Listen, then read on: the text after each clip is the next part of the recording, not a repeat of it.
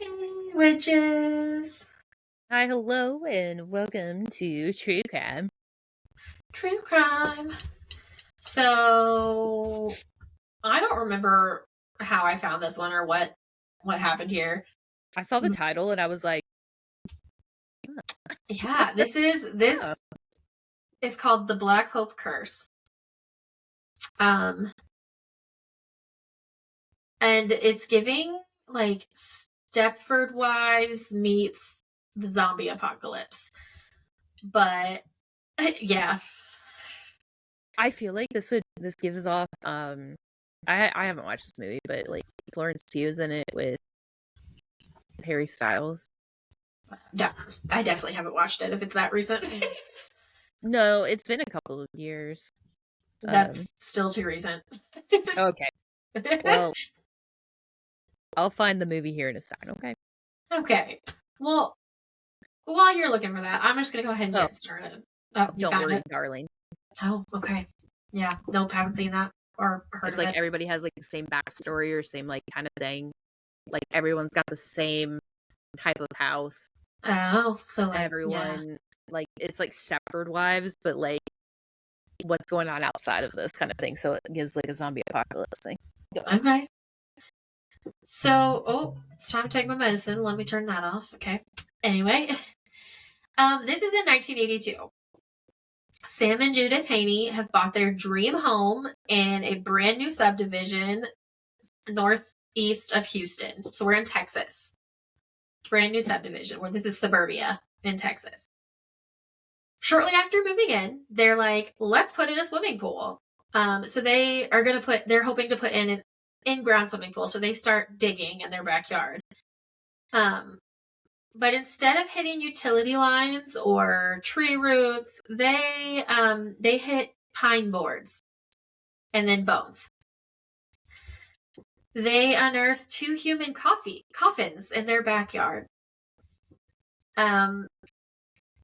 These two coffins are later identified by authorities as Charlie and Betty Thomas, and they were likely buried there in the 1930s when the land had been part of an unmarked African American cemetery known as Black Hope.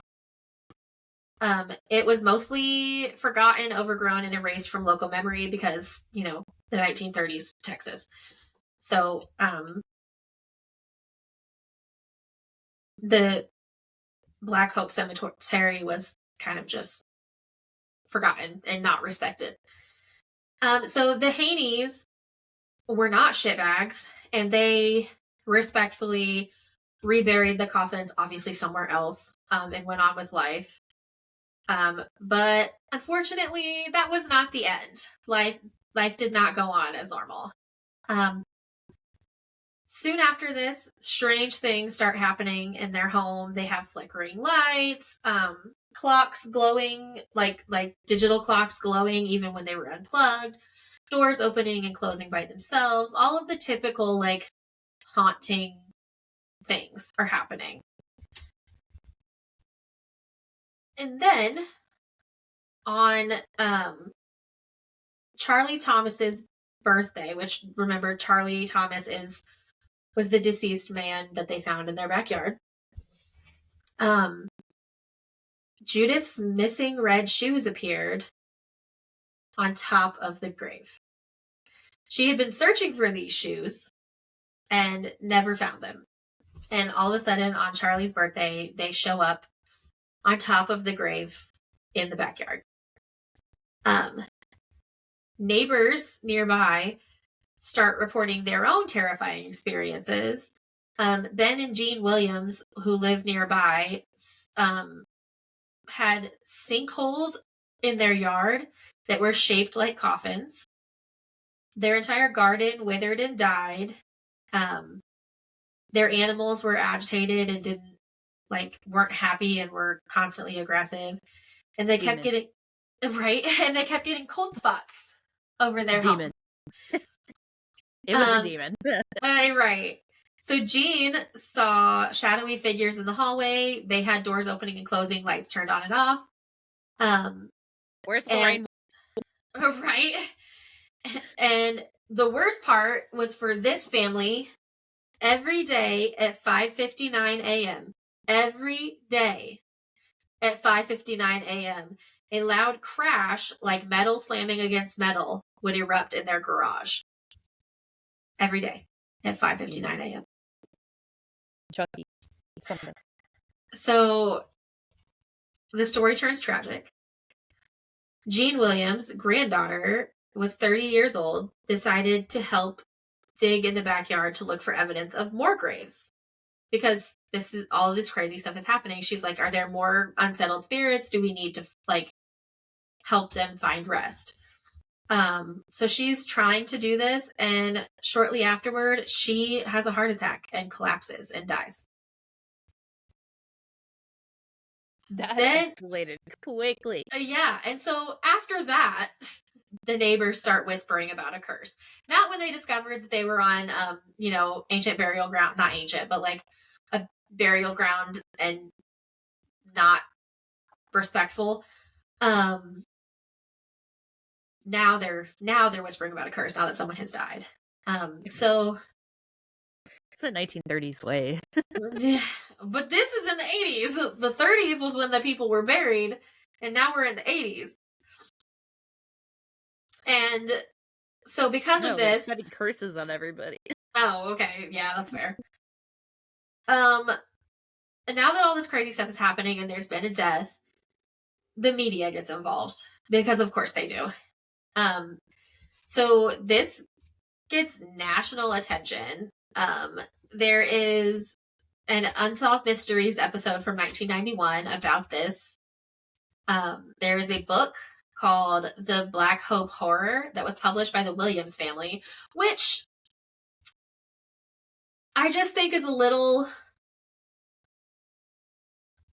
insensitive considering your granddaughter died from this curse and then you write a book about it. That just feels a little eh. In 1992, a made-for-TV movie came out called The Grave Secrets: The Legacy of Hilltop Drive. And now, all of a sudden, the Black Hope curse isn't just a ghost story in Texas. It is folklore. It is a living, it says living, breathing, but I'm like, that's funny because, they're dead. Urban legend. And then, because of all this madness and all these crazy things that are happening, the Haneys, which is our original couple who found the two coffins, file a lawsuit against the developers because they're like, we should have been told that our homes were being built on top of a cemetery. Like, there would be public record of that. Like, we should have been told that this was a thing. But the case was dismissed because that's not really a thing. Like, that's not a thing that they do. And because the developers claimed that they had no knowledge of a cemetery and only 2 graves had actually been found. Like officially. And so that was that. There was no curse proven. There was no proof. There was no anything like that. And the case was dismissed. So the family didn't really get any closure about this. So theories about this possible curse. Maybe people were saying maybe that they just felt guilty. They were just having grief. They were seeing other stories that had happened because, there's always that like urban legend of the school is built on a Native American burial ground, like, and so now it's haunted kind of vibe. So people are like, maybe they're just making this up. They found these graves in their backyard. They got freaked out and now they're imagining that they're being haunted. But then a larger faction of people are like, or maybe they're actually being haunted because these spirits are like not at rest anymore. They're being they were denied dignity in their life and now they're being denied dignity in their death because when you build suburban houses over a cemetery of people that have just been like forgotten, those spirits might be a little angry. I would be pissed. Be like, God damn it. I lived my life. I'm trying to fucking sleep. Yeah, and it gets worse because the Black Hope Cemetery, the Black Hope Cemetery was once part of a freedom colony, which was a settlement built by formerly enslaved people in the post-Civil War South. So, Of fucking course. So you got some voodoo going on in there. yeah, Because so they be pissed off at you, and you can't do anything to them now because they dead. right, and so this, they had like wooden grave markers, not because obviously, first of all, they're in the South. Second of all, they are formerly enslaved people, so they don't have money to have like a marble fucking tombstone or a Right. stone tombstone. Well, and I think back in that time too, it would have been very commonplace just to do like a wooden cross or not even that. I would say just like literally, because wasn't that around the time that the yellow fever was like huge and like spreading through the South? I don't know. Because I know they did like giant like ditch graves. Oh, okay, yeah. This sounds like these people were like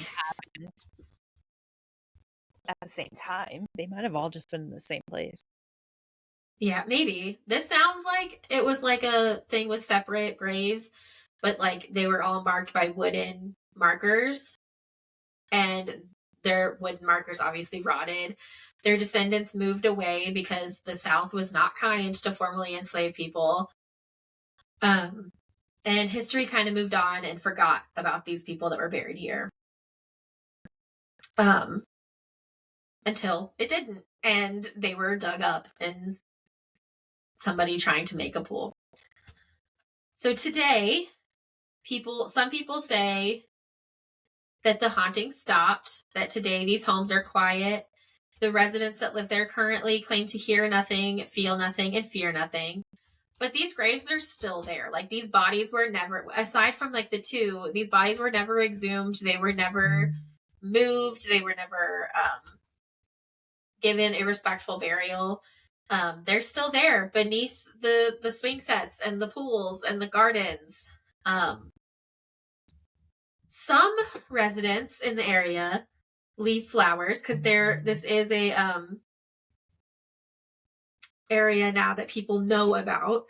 So some people will leave like little offerings like flowers, things like that, to kind of appease these spirits and recognize like, you know, we do see you, and yes, this was a horrible thing that's happened to your like burial place, but still being respectful. And other people just avoid the area altogether, because you can build over the cemetery, but that doesn't mean the past goes away. Yeah. So if you want to learn more about this, because this was a very like brief overview, you can watch Unsolved Mysteries Season 3, Episode 20. And that will talk about it. You can read the book by Ben and Jean Williams, The Black Hope Horror. If you go to unsolved.com and search the Black Hope Curse, you can find it there. And then if you go to like the Houston Chronicle and search the Black Hope Cemetery, you'll find more things about it. But honestly, the top two that I said, the Unsolved Mysteries episode and the Black Hope Horror, are going to be the best options. My goodness. Sorry, my phone is being blown up. Yeah, it is. Those are going to be the two best sources of information. Or there are other podcasts if you search podcasts, like true crime podcasts, that talk about this. But yeah, it's one of those, like, I feel like that was a thing that was said a lot when we were younger. Or maybe it was just you're from the same area, because there were unmarked Indian burial or Native American burial grounds around everywhere.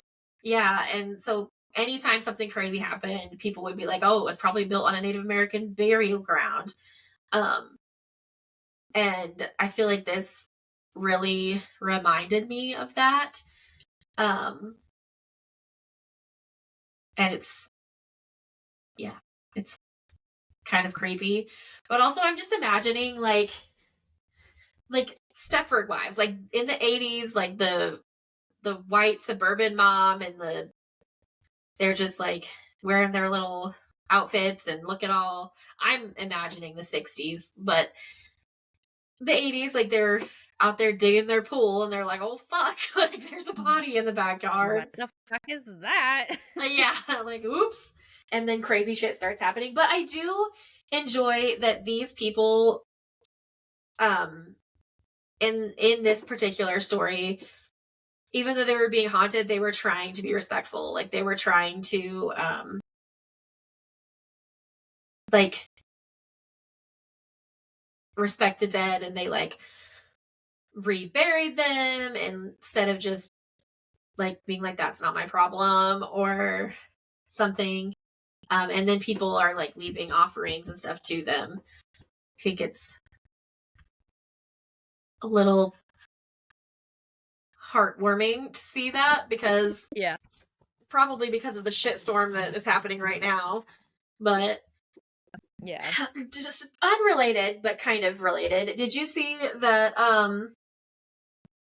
Indiana was ranked number 3rd from the bottom in the United States for quality of life? Yeah. Followed by Tennessee yeah. and Texas. Like, come on. Yeah, I was like, that's not a very yeah. high bar. Let's get out of here. Yeah. Yeah. I saw that. I was and, like, yeah. So, couldn't be me. fucking shit. But also, I don't know where on that list South Carolina is. So, well, it's higher than 3 because it's Indiana, Tennessee, Texas. watch South Carolina's 4. I'm moving from one shithole to the next. Probably not. I feel like there's like Ohio's got to be on there somewhere, and then there's the Dakotas. Like, you looking it up? No. Quality of life ranking. Quality of life by state. There it is. Okay, let's see. Shows map that shows best and worst. Oh, and this was this month. It's actually yesterday. Okay. Top 10 best and worst states for quality of life. South Carolina ain't even rated. Apparently, some of your best quality of life is in Hawaii. That actually makes a little bit of sense because they're like not connected, so they're like doing their own thing out there. But shit is so expensive out there. How does it work? That's true. Basically the entire South is on the red list, which is not the good list. Which is funny because like how many of those states are Republican? Most of them. I think it said like I think all of the bottom 10 were Republican states. So we got Missouri is number 1 for best or for worst. Then you got Oklahoma, you got Arkansas, you have Alabama, and then you have Georgia. 5. Fuck is 6. Am I just fucking blind here? Ain't no fucking way they don't have 6 on here. They don't have 6 on here. I don't know. Okay, so then 7. Oh, okay, so 7 is tied with 2. So we got Louisiana and Utah, and then we have Indiana, and then we have Texas, and then we have Tennessee. The top best, number 1 is apparently not available. Where the fuck is it? Okay, I don't know. Virginia is 3, then you got North Dakota. Oh, Virginia and Nebraska are 3. Then you got North Dakota for 4. Minnesota is 7.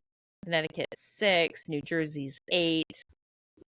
Massachusetts 3. Oh, damn, we got 3 for 3. Okay. Vermont is 10 and Maine is 9.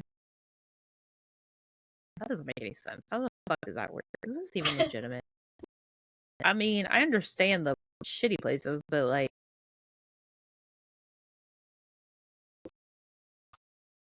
here we go. Let's do the U.S. News and World Reports. I feel like a lot of I think that's the one that I saw. I was gonna say, I feel like a lot of companies actually have this on there. I had that on my like signature at work. So, okay.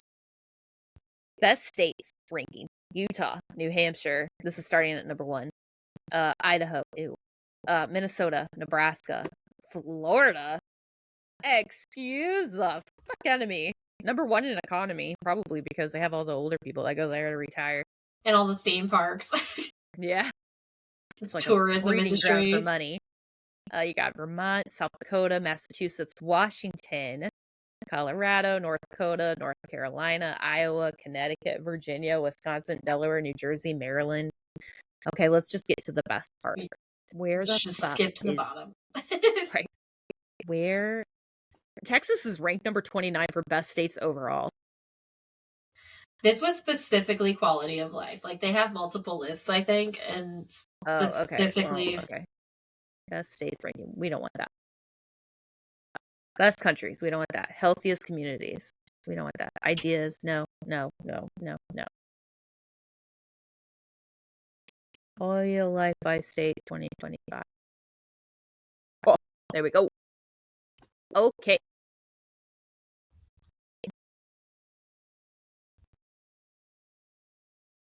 Like,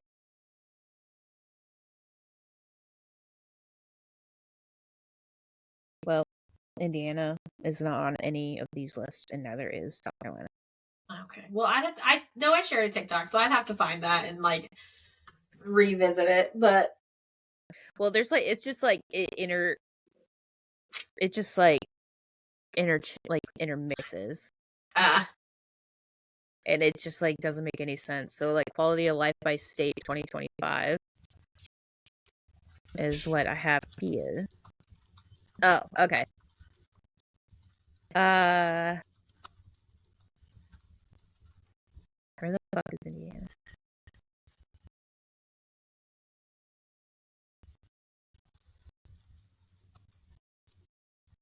Indiana is on there, apparently.